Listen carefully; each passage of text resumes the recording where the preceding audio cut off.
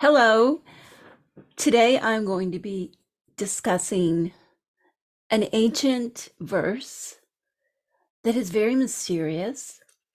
It has a thrum and a vitality to it that I think really speaks like on the soul level. Like when we hear the words of this hymn, it does something to us. It unlocks something in us.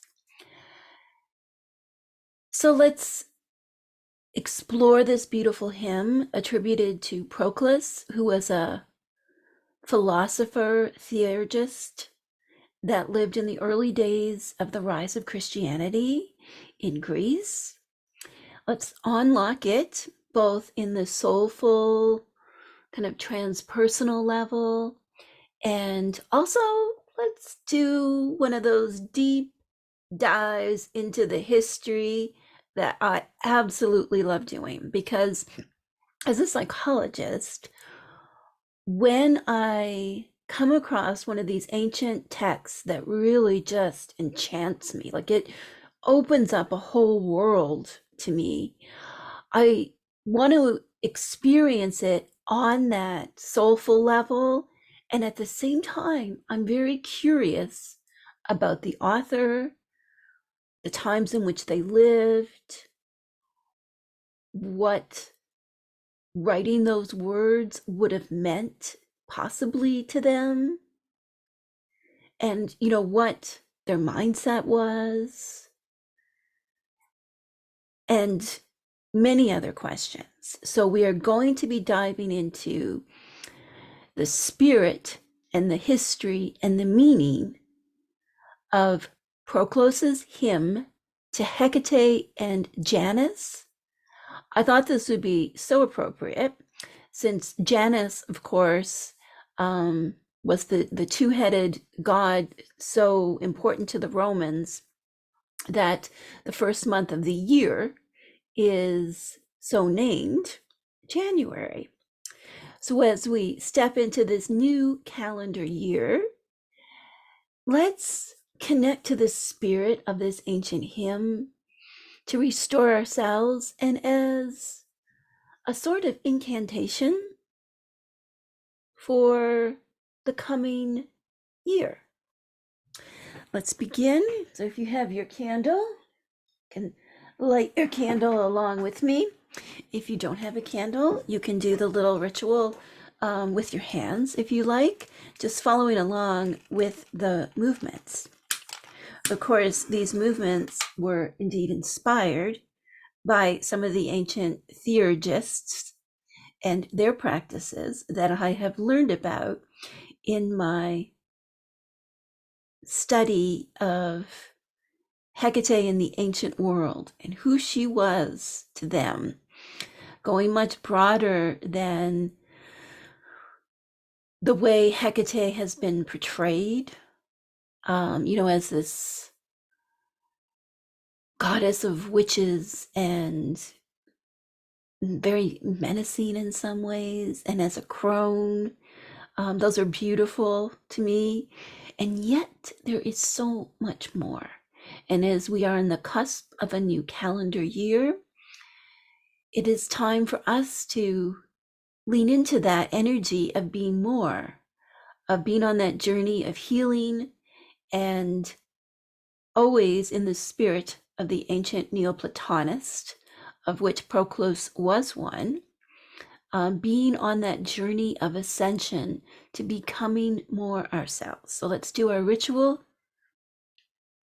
And we begin with the counterclockwise circle in the left hand to symbolize cleansing of space, unbinding, releasing, purification, very important to those ancient theurgists. And now in the right hand, circle clockwise, and this is for protection, for nourishment, and for connection.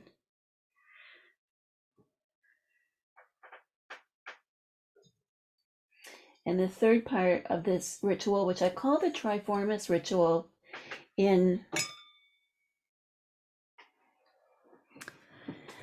knocking on the Kernip's bowl, which I call the Triformis ritual in different books that I've written in Entering Hecate's Garden and Entering Hecate's Cave.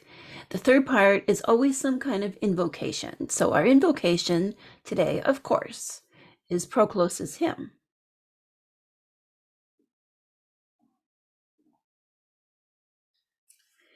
Hail, Mother of the Gods, many named, with fair offspring blessed.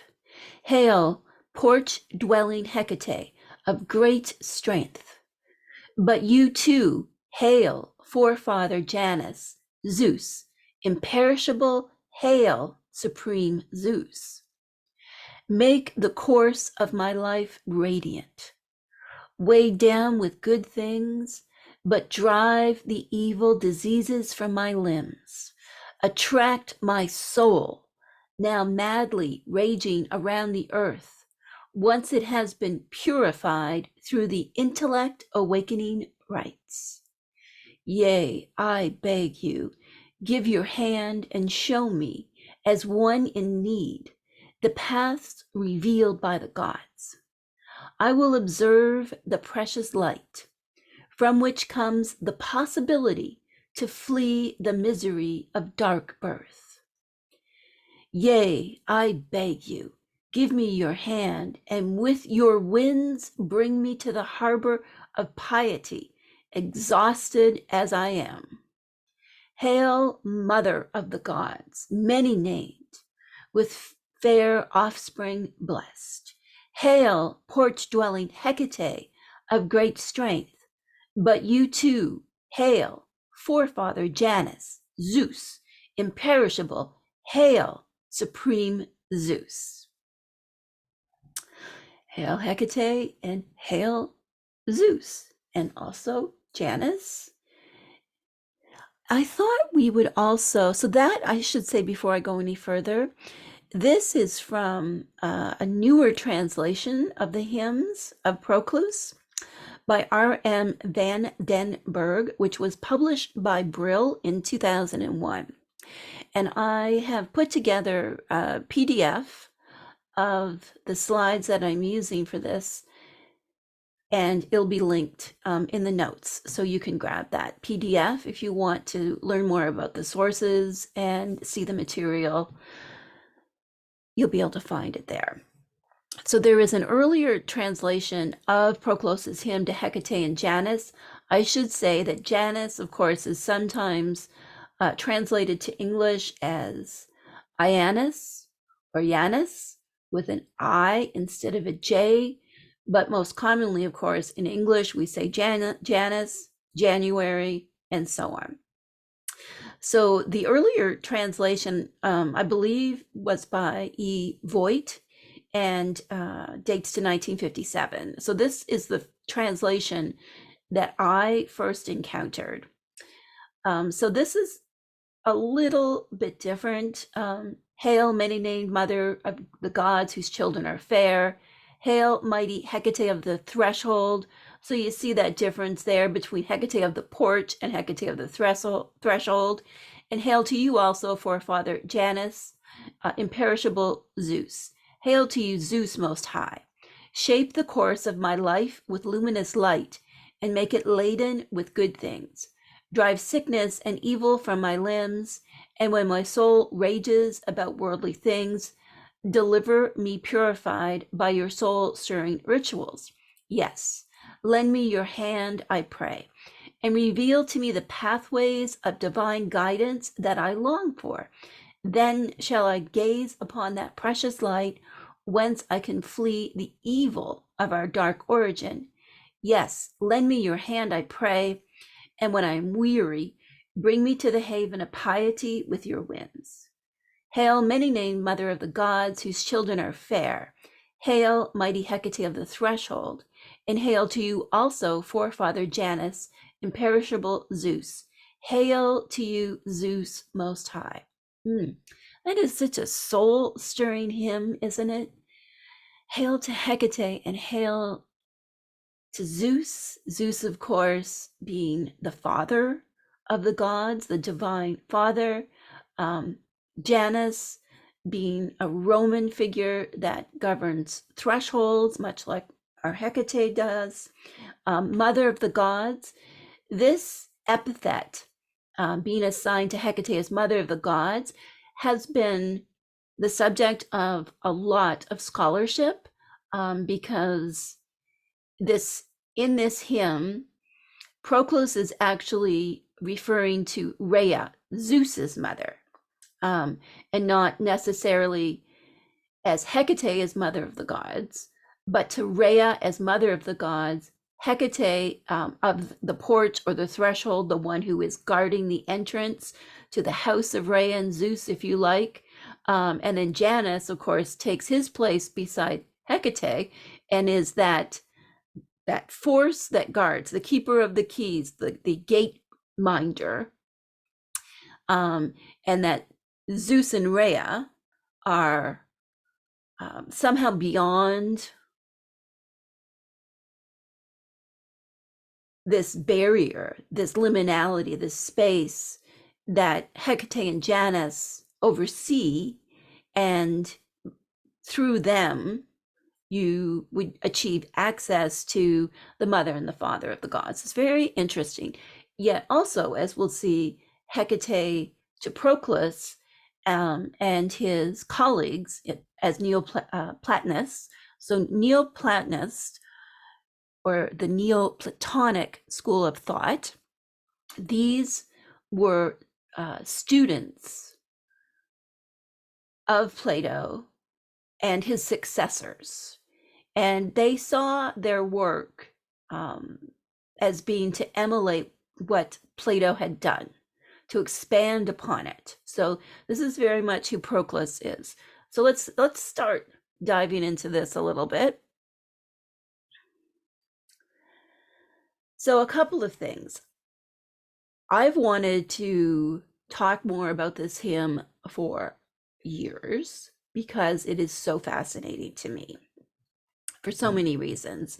Let's begin with some basic definitions. So Proclus was a theurgist. He was a Neoplatonist.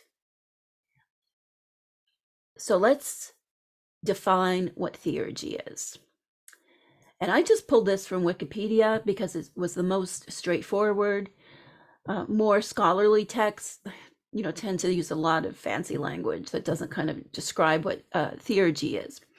So theurgy is the practice of rituals, sometimes seen as magical in nature, performed with the intention of invoking the action or evoking the presence of one or more deities, especially with the goal of uniting with the divine and perfecting oneself.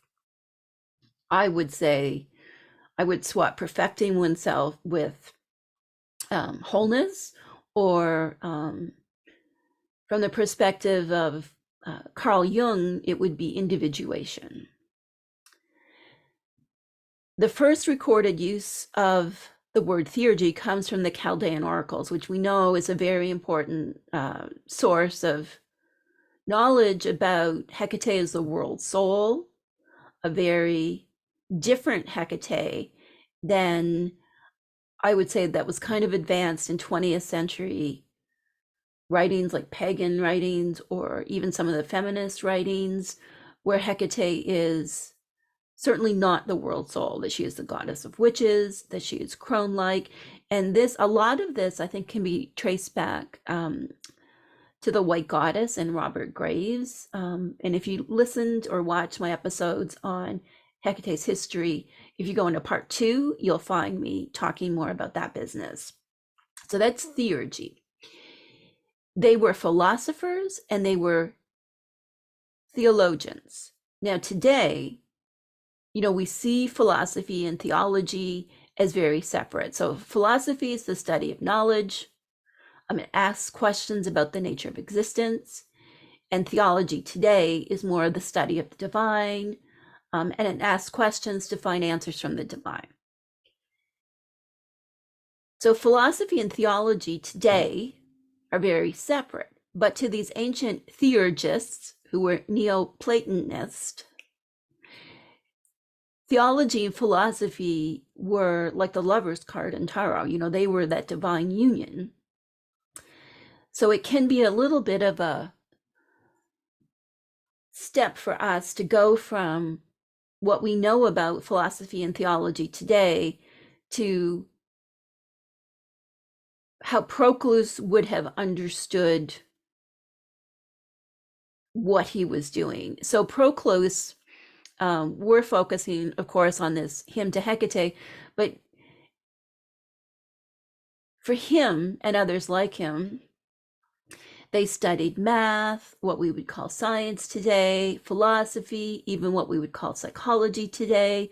So there was no gap between what might be more sciencey and what would be more in the study of the divine, or what we might say is religious today. We have that huge gap between religion and science today, but to Proclus, that was not a thing. And I just want to kind of like sidebar for a minute here. He wasn't alone in this. This was how many of the great thinkers of the Greek era and kind of trickling into the Roman era, this is how they viewed the world. Like there was no separation between things like medicine and science, mathematics, and so on, and what I call the deeper world, or what they would call the numen or the numinous, what is greater, what is transpersonal or transcendent, what is divine. They didn't see that separation. And one example that you probably know if you've been through math is Prometheus. Prometheus, we know, not Prometheus, Pythagoras. Prometheus is just shown up. I'm not going to edit that out because it's kind of funny that Prometheus showed up. Pythagoras, the Pythagorean theorem from math. Do you all remember that? So Pythagoras was also very much into even what we might call the occult today, and astrology certainly was a huge part of this for Pythagoras and Proclus. So there wasn't this separation. And I really love that, that there can be a unified exploration of what is greater than us, and also the stuff of life, math, science, and, but then this really became separated. It really wasn't until after the Middle Ages. I think I read somewhere that it was Immanuel Kant who really spearheaded this split between theology and philosophy, and then the splitting off of science. Like, so these things all became in their own separate ivory towers or churches, and so this persisted for quite a long time. So let's just keep in mind, the key here is that to Proclus and his colleagues, there was no separation between all of these different aspects.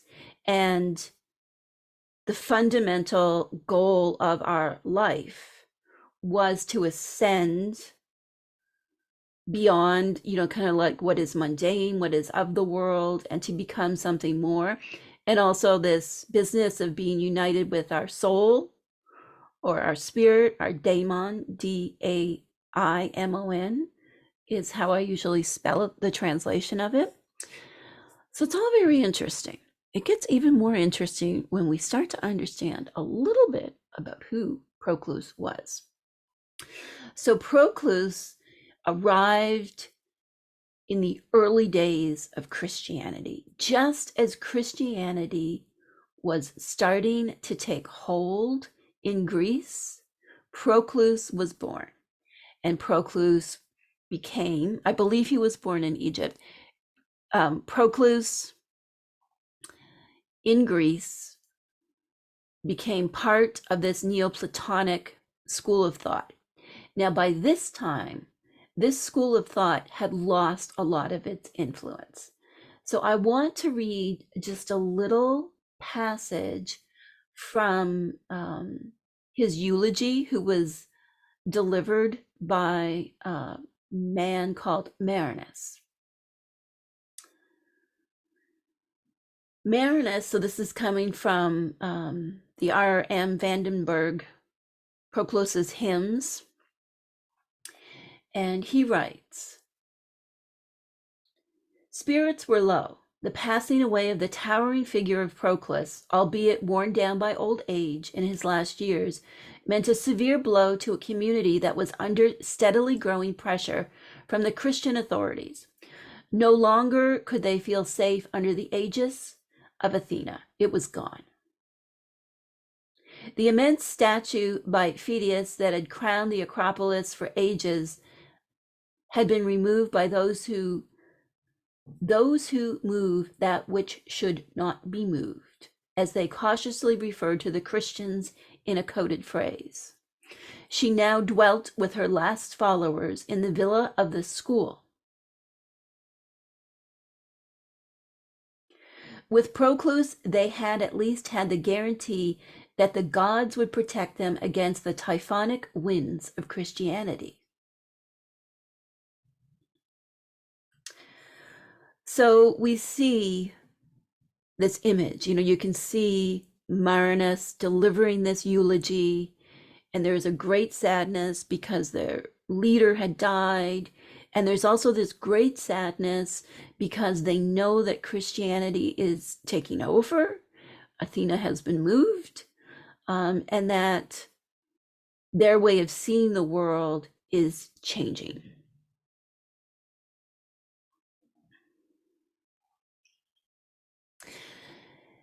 Now, just to reinforce this idea that the miraculous or the numinous was very much present in Proclus's life and very much part of the Neoplatonic school of thought,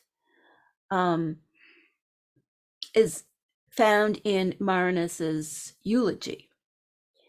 Reading again from Proclus's hymn by Vandenberg, it portrays Proclus as a very religious man who worshipped as many gods as he could, not so much because of a private interest, but because he and his followers firmly believed that this was a major task of the head of the school. He was the hierophant of the whole world. The gods of mythology and popular cult, if viewed correctly, coincided with the abstract metaphysical entities that constituted the elaborate structure of Neoplatonic metaphysics. Doing philosophy meant worshiping gods. And just another note that much of Proclus's work is believed to have been lost, and that's because subsequent authors would mention things written by Proclus that are no longer in existence. And I find it fascinating that any of these texts have survived, in Proclus's case, survived 1700 years almost. I'm also going to be sharing quite a bit from a book called All for One, which is a guide to Proclus. And it's edited by Peter Doyne and Maria Martin.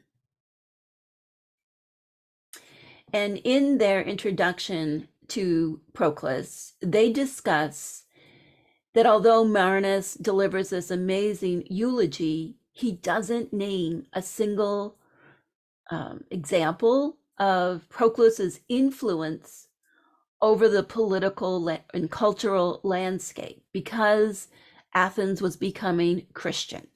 So, he was very isolated. They were becoming isolated as a school as Athens was so rapidly changing. And I want to read just a bit from All from One. This paragraph is really interesting. It is doubtful that Proclus ever regretted the fact. So Proclus was not upset that he wasn't influential as his predecessors might have been. This is what Doyne and Martin are saying. Much more than his political or cultural influence in Athens, what Proclus was really concerned about was his own personal relationship with the great beyond, the metaphysical. This is something that can be inferred not only from Marinus's biography, but also from Proclus's so-called hymns, in quotation marks. 7 of them are extant: 1 to the sun, 2 to Aphrodite, 3 to the muses, 4 to the gods, 5 to Aphrodite of Lycia, 6 to Hekate and Janus, 7 to Athena.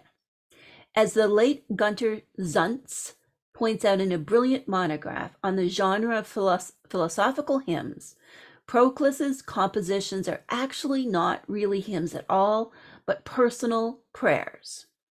And that's really important, I think, in why the hymn to Hekate and Janus so impacts me, and maybe you were really moved by it as well.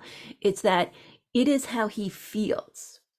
So this is not, kind of a sterile composition. This is very personal and important to him.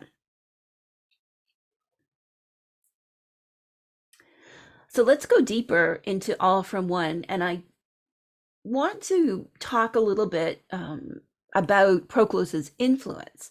So here in the 21st century, there has been renewed interest in studying Proclus. If we go back across time to what was happening in the world again, the old ways were falling down, Christianity was taking hold. Yet, Proclus becomes quite influential. So let's read a paragraph from All from One again. The price that philosophers pay for being influential is that they cannot control their influence. Proclus is a case in point. Few ancient philosophers were more enthusiastically received in the centuries after their death. But Proclus would probably have been dismayed at the way he was received. For one thing, very little of his massive corpus, with its masterful Platonic commentaries and philosophical explorations of traditional Greek theology, received any attention at all.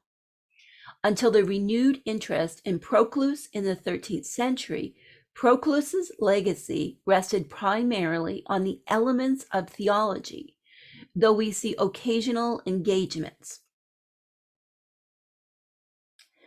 Another factor is that these works of Proclus, not a Christian, were of interest to Christians, who were chiefly responsible for reinterpreting, transmitting, and engaging with them. Proclus was staunchly religious, and in all of his writings sought a deeper understanding of the traditional Greek divinities from a philosophical point of view. It would surely have struck him as ironic, if not deeply depressing, that the story of his legacy is primarily the story of Christian appropriations of his thought. Very interesting.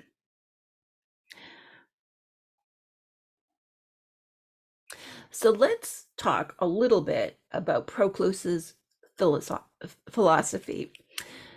So I think I've mentioned the Chaldean oracles a few times before, and that the Hekate and the Chaldean oracles was this world soul. She was this force that served as a mediator between the mortal world and the higher world, which was the world of the Father.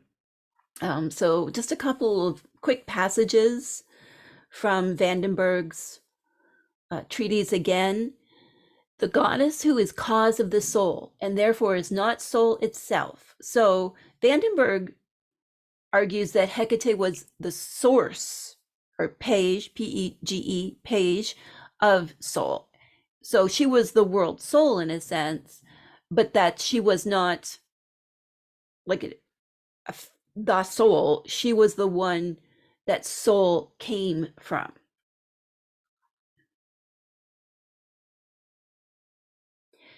And then he goes on to say, whereas Hecate on the level of the leader gods, so the higher forces, contains the source of soul and produces them. So Hecate is working both on the level of producing the soul, I guess, in the mortal world, but then also on the level of being the source of soul in kind of the higher world. Vandenberg also writes that Proclus appears to have had a special relationship with this Hecate. He remarks that this deity, whom the barbarians call awful and fearful, is for us the greatest. I agree. Marinus informs us that Proclus, after he had gone through the Chaldean purification rites, conversed with luminous apparitions of Hecate. Such was eye-witnessed by others. Proclus recorded these events in a special book now lost. So Hecate was really, really important to Proclus, and you can feel that in the hymn. So let's just talk a little bit more about Janus, Zeus, Hecate, the Great Mother. So Janus was this two-headed god who was Roman. So that's really interesting in the context of this verse, this prayer that Proclus wrote, that he's talking about Zeus and Hecate and the mother of the gods, which may be Hecate, but also Rhea, who was Zeus's mother.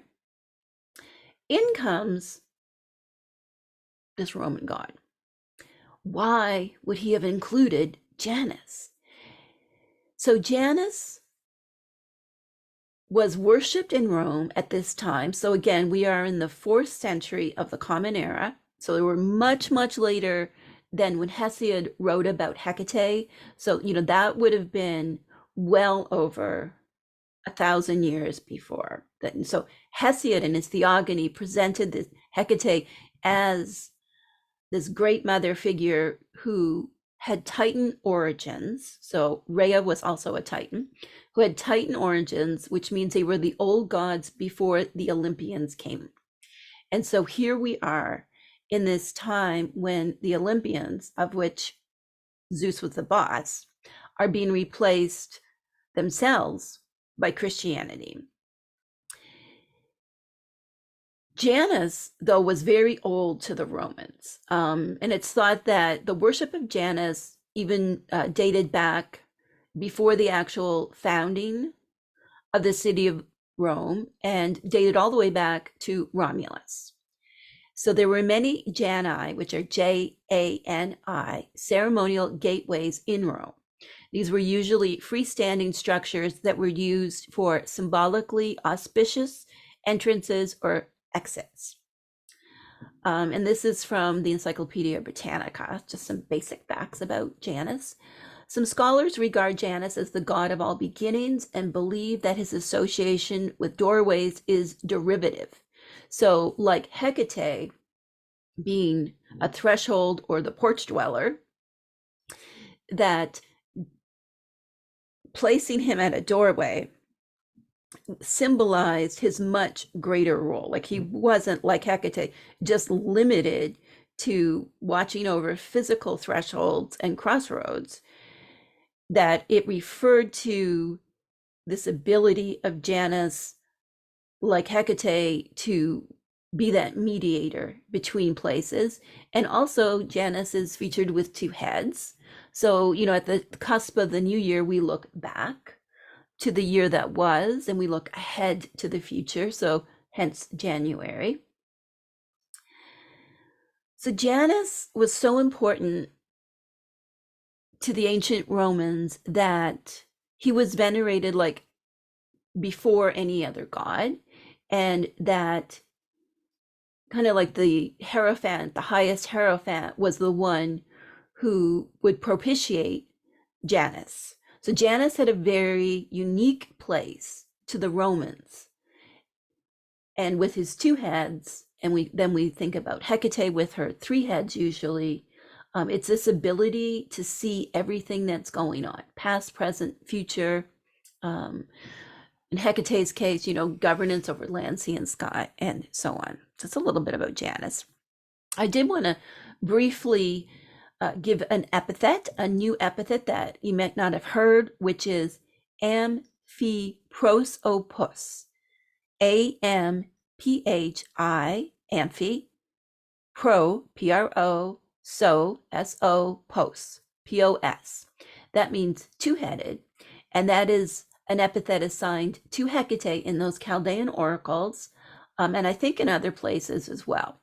So there is this reference to Hecate as being, three-headed, but also like Janus, sometimes she has two heads. The point being is that they share the ability to see in all directions, whether it is in the governance of their special gates and thresholds and porches, that as household spirits, that they could see everything. They could see what was inside, what was outside, what was coming, what was going, and then at that deeper level of being able to see the different realms and the spirits and so on.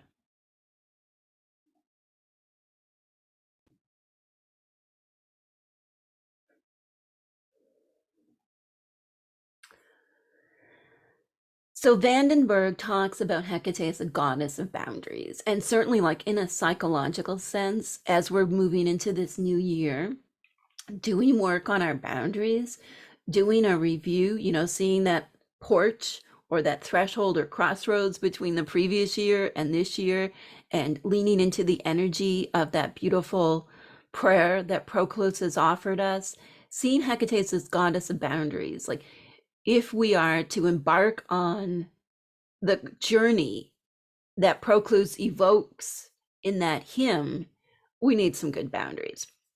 Vandenberg continues to say, she stands guard not only at crossroads and doorways, but also at the dividing line between life and death.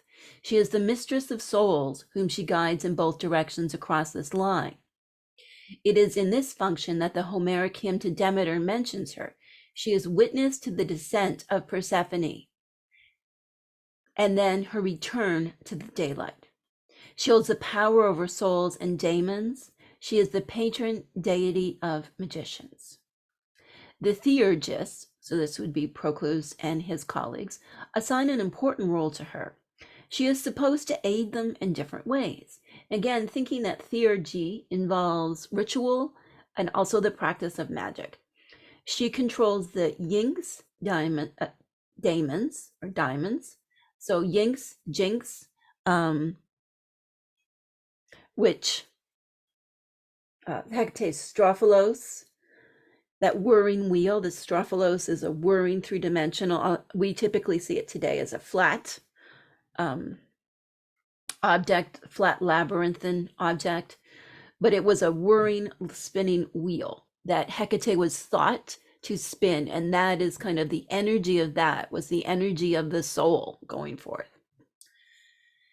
And that was a symbol for her power over these beings that were the link between the celestial and the terrestrial realms. Theurgists needed these demons or daemons for their ascent towards the celestial realm. And again, the word daemon here, he spells it D-A-E-M-O-N-S. It refers to spirit and has nothing to do with kind of like the Christian demons at all.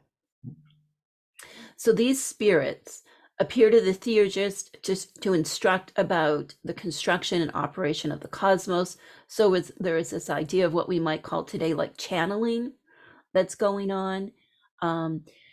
Johnson, who I've referenced many times, Vandenberg references her quite a bit in this section as well, argues that Hecate's prominence can be explained by the fact that she is the world soul. And for that reason, the mediating entity par excellence between our world and that of the gods.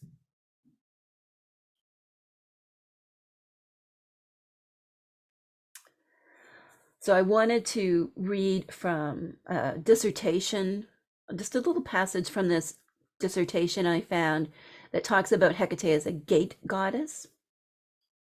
As a gate goddess, so again, thresholds, porches, crossroads, gates. So the epithet for gate goddess there's different ones. Propylaea is one that I use as a chapter title in Entering Hecate's Cave. So, as a gate goddess, Hecate was not only venerated at the stairway to the Athens Acropolis, but also in other Greek cities. In Selinunte, Hecate was also on watch from a propylon. So you hear that propylon, propylaea, so that's about the fancy gates, by the sanctuary of Demeter. In Eleusis, Hecate owned a temple at the gates of the sanctuary. On Rhodes, Hecate was worshipped as propylaea together with Hermes, Hecate's frequent companion, Propylaeos, and Apollon, Apotropeos in Legina, modern day Turkey, where the main place of worship was located. A statue of Hecate was erected when a new city gate was being built. In addition, there was an annual procession in Legina in honor of Hecate, where a female, a young girl, a Kore, Kore, led the procession of keys. So we can see how important Hecate was in these different examples, much like how Janus was to the Romans. So this Hecate in the Chaldean oracles is this figure who we can perceive as sort of a great mother, for lack of a better word, yet she is so much more. So here is fragment 189 from the Chaldean oracles. And she is visible on all sides and has faces on all sides, receiving in her womb the processions from the intelligibles, or what can be known, and she sends forth the channels of corporeal life, mortal life, and contains within herself the center of the procession of all beings. So you can see, again, there is this idea that she is the gate itself. So not only does she govern gates, not only is she keeper of the keys, or Kleidokus, but she's also the structure itself, this kind of etheric structure through which everything passes. So, it's, yes, in a way that is a great mother figure. If into her womb, what can be known goes, and then she births it. So yes, it's very much a great mother figure, but it's kind of more complicated than that. So let's just talk a little bit about Rhea, mother of Zeus. So she was a Titan, and she was associated with fertility, motherhood, and generativity. So very much creation. Her name means flow and ease.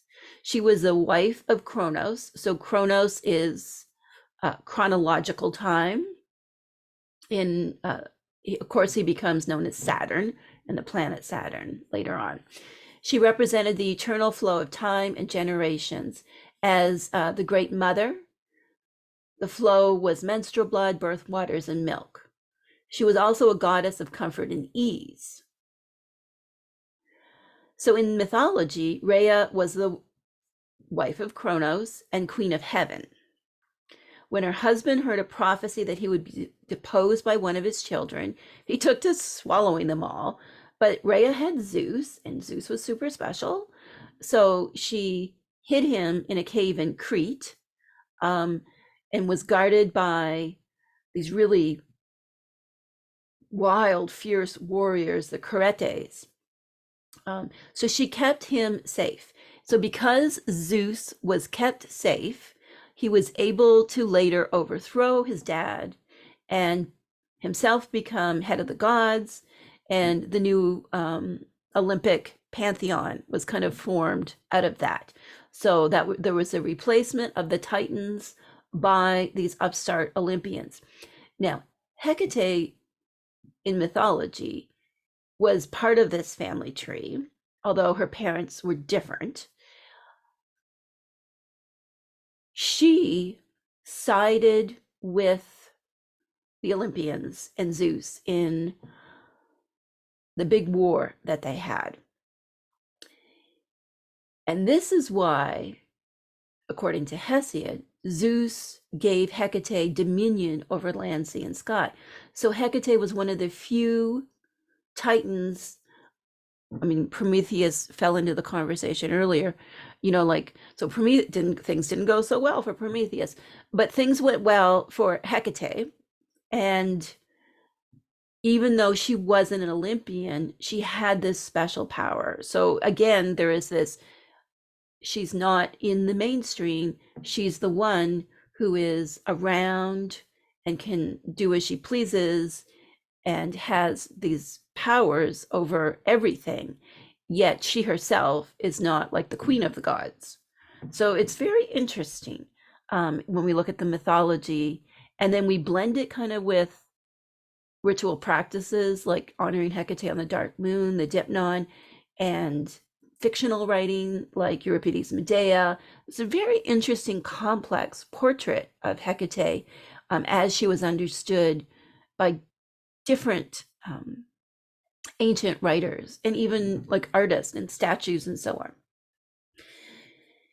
But this idea of Hecate as the mother of the gods, as the one who births all things, I find this really interesting because the mother of the gods and then the great mother figure, these can be two different things. They can overlap, they can be different things. If the mother of the gods, Rhea, who birthed the Olympians because she birthed Zeus, and then Hecate as a great mother figure. So the great mother is a type of goddess who would birth the known world, but wasn't like Gaia, the world itself, but she was like the originator of that, which sounds a lot like the Chaldean Hecate. I just wanted to read a little bit from the Greek magical papyri, where Hecate is evoked as a goddess of the night. So this prayer goes on: heed my prayers, lunar queen, who knows suffering, rising and setting at night, triple-headed, triple-named, fearful, gracious-minded, and regal, mistress of night and chthonic underworld realms, sacred, black-clad, round whom the star-traversing nature of the universe revolves. You have birthed every worldly thing, for you are the originator of all known and unknown. So the Greek magical papyri is believed to be a sort of ancient grimoire or spell book written by possibly several authors, some of whom may be women, may have been women. And it's very different, like completely outside of the world of Proclus and his colleagues. But we see that idea again of Hecate as the one who is the originator, she's the soul, and so on. So it's very, very interesting. Let's go a little bit deeper into this relationship between Hecate and Zeus. So this is actually from Essays on the Science of Mythology by C.G. Jung and Carl Karenyi. I really love this. If you haven't read the Essays on the Science of Mythology, highly recommended. You can get a PDF online or you can buy the book. So these were written several decades ago, of course. And although I certainly don't agree with a lot of things, I find seeing the myths treated from the perspective of Jung and Karenyi, I find it really enriching to me. The bud-like idea of the connection among the three aspects of the world, maiden, mother, and moon, hovers at the back of the triad of goddesses in the Homeric hymn. So that's Hecate, Demeter, and Persephone. Hecate has a subordinate part to play in keeping with her position on the fringes of the Zeus world. And yet she still retains, even under Zeus's rule, the characteristics of that archaic figure who preceded the historical Hecate. One such characteristic, and chief among them, is the triple form, which appears relatively late in artistic representations of the goddess, but is indirectly confirmed by Hesiod, with his business of land, sea, and sky. The poet of the Theogony, Hesiod, acclaims her as the mighty mistress of the three realms, earth, heaven, and sea. He also says that the goddess already had this dominion in the time of the Titans, before Zeus and his order. The new ruler of the world honored her by leaving her in her former majesty. So, more kind of source information about why Hecate is triple, and that she has this ability to function outside of the popular god. So whatever's popular, Hecate is still there as a force, soul, the one who births souls, and so on. So the Neoplatonic philosophy is really complicated. The All for One book goes into this. So if you are interested in a deep dive into this business, I really encourage you to get a copy of that. So it's All from One, A Guide to Proclus. Hecate is seen as being both intelligible and intellective, which kind of translates to being understandable and rational. She's also part of what they call the hypercosmic or divine souls. So being intellective and intelligible puts her on a lower level, but when she is hypercosmic, she is a higher level. So there's both this Hecate that is more connected to humanity and like a higher Hecate. And what is known as the Core triad of Hecate, soul, and virtue.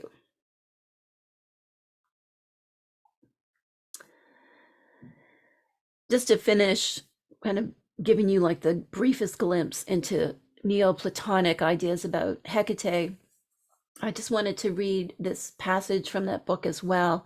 The first divine group is made up of these entities, the Father, Hecate, and the Demiurge. There are, in fact, two intellects considered as masculine entities, one who is Father, contents himself with contemplating the intelligibles, the other, who fashions the universe and all it contains, is the Demiurge. Between these two masculine entities is a feminine entity, Hecate, who both separates and unites them. This triad, which comprises God, is associated with several other important divinities, whose function is to account for their action on the various levels of reality. The most important among these realities are the yinjes, the maintainers, and the teletarchs. So the last sentence, like I said, if you're interested in this, I recommend the book that I'm drawing all of this from, All from One.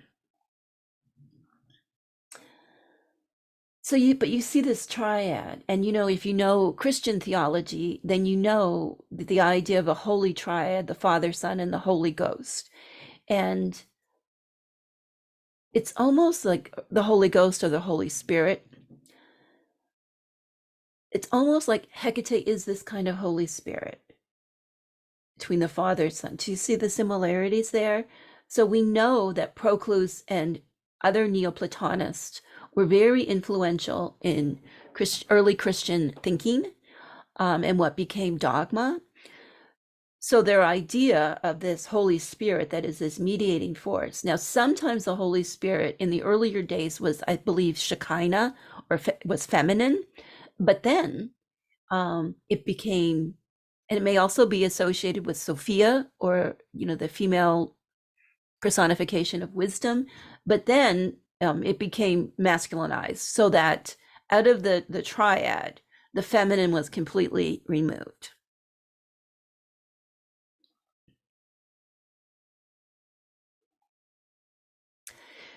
Now, there's one, before I wind this down, there's one passage in the two different translations of the prayer that I read at the beginning that I really want to just kind of unpack or unlock a bit more. So in the Vandenberg translation, it says, attract my soul now madly raging around the earth, once it has been purified through the intellect awakening rites.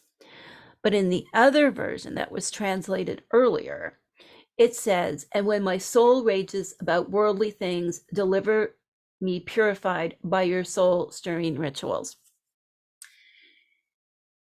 So those are two very different ideas. And you can see with these English translations of these ancient texts why it can be important to look for different versions, because what one translator chooses can be very different than what another one chooses, and can be very different from the original intention of what was written. And in translations of the Bible, this was done a lot. I know one word that springs to mind is that Jesus didn't really say repent, that you're a sinner, you need to repent. He said something entirely different, which basically is become whole. So when I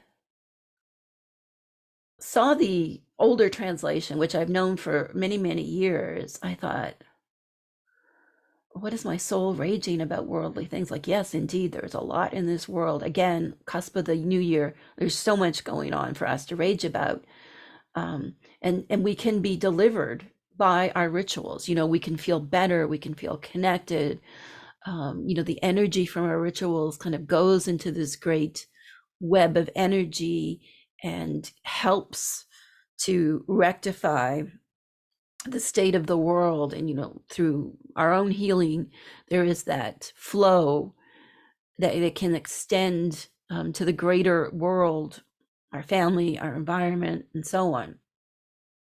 So that's certainly true.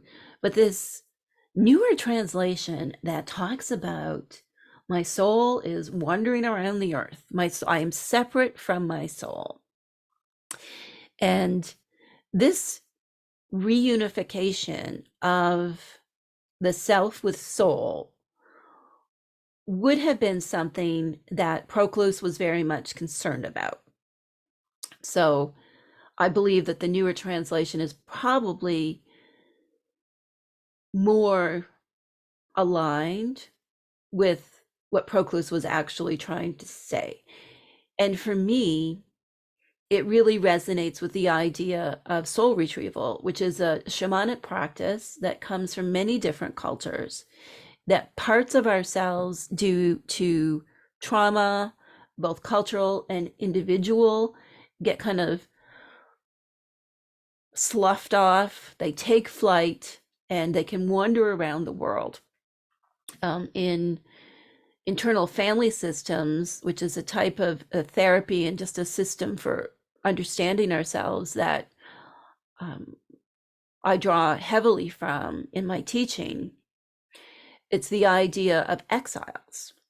So that our parts of ourselves, whether we call them exiles or soul fragments, are off in the world running around, or the way I write about it in Entering Hecate's Cave is that they are taking safe shelter, metaphorically, with Hekate as the one who is this force through which all can travel, that we can all return to her womb. If you think back to some of the excerpts I read earlier, that our raging soul can take comfort in Hecate's cave or womb, or it can kind of just be exiled from who we are. And this is very much like the idea of wholeness or individuation, that we become wholly unto ourselves.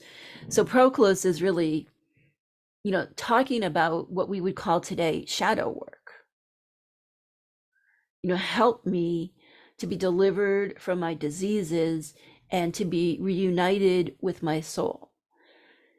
that is what this prayer is. And I think we live in a time where, like, the shadow in our Western culture is so out of control. We just see it everywhere. Um, and how do we find our own ways back to who we really are? How can this world find its way back to its own wholeness when we look at like climate change and politics and war and all of that that's going on? It's like the world soul is off raging somewhere, but in it, we need to call it back. That's a huge undertaking. And, you know, activism and all of those things can play such an important part. And yet, the call to healing that Proclus uttered almost 1700 years ago is so relevant today, right? That we that the call is to do the work ourselves. And as we kind of go into this new year, to see ourselves on this journey that Proclus evoked for us,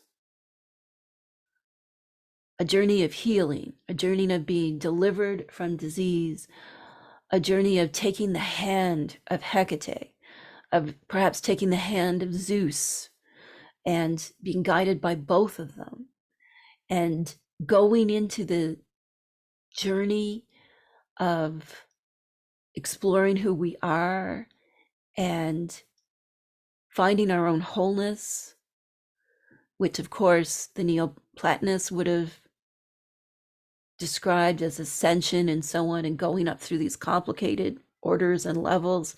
But this journey that we are all on. And, you know, this is Hecate as psychopomp, which is one of her most ancient roles, which translates as soul guide. She is the one, since she is the world soul, since she is soul itself, and she governs thresholds and crossroads and all of the in between. She is that psychopomp who sees us through.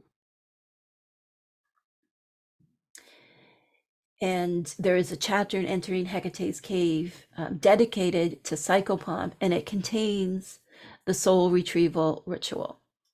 So I'll just read a little bit from Entering Hecate's Cave. Hecate's psychopomp is much more than the one who helps the earthly dead cross over the river to the other side, however. She is the midwife who assists new souls as they are born into flesh, and she reunites us with the fragments of ourselves that we lose along the way. She calls us to take care of our own souls and to see the soul in all things. When we care for our own souls and seek to understand the soul in all things, it draws us closer to the archetypal web, to the very soul of the world. The shamanic and psychological practice of soul retrieval is the process of calling back pieces of our soul that were lost due to individual and cultural trauma. And I do recommend, in addition to Entering Hecate's Cave, Sharon Ingerman's Soul Retrieval, Mending the Fragmented Self, because if I have one wish, it is that we claim the key of healing, the healing of Hecate as the soul. And of course, Hecate is associated with the moon, and to the Neoplatonists, they would see Hecate as the moon, that she was that mediating force between the sun, the solar, the father, and us here on earth.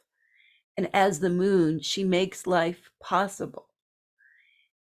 And, you know, to do that lunar work, which is intuitive, introspective, it's about healing our emotions and being more emotion focused and not being so intellectual, not being so rational, but being more feeling.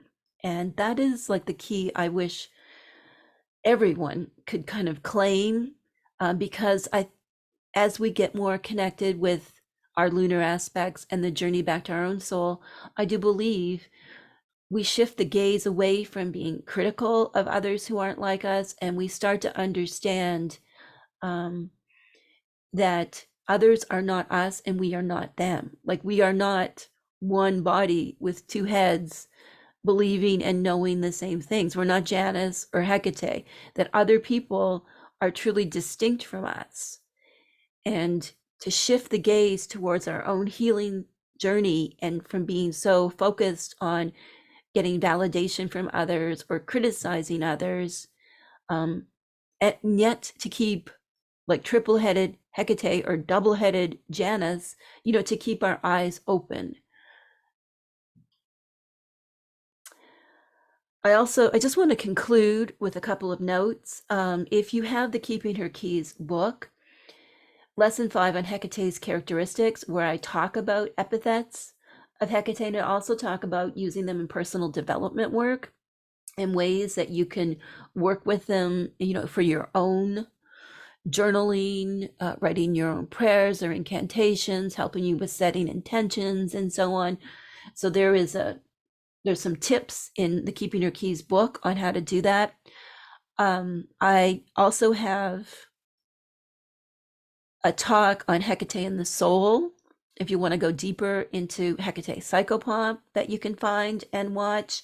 And certainly in Entering Hecate's Cave, I go into all of this in terms of releasing, retrieving the soul, and then ultimately rebirth, inspired by the Eleusinian mysteries that involved Demeter and Hecate and Persephone, and also this Neoplatonic theurgy way of experiencing the divine, and being deeply connected to my beloved Hecate. So hail to Proclus for writing this amazing prayer that offers us so much today, and all of my blessings for you for the new year.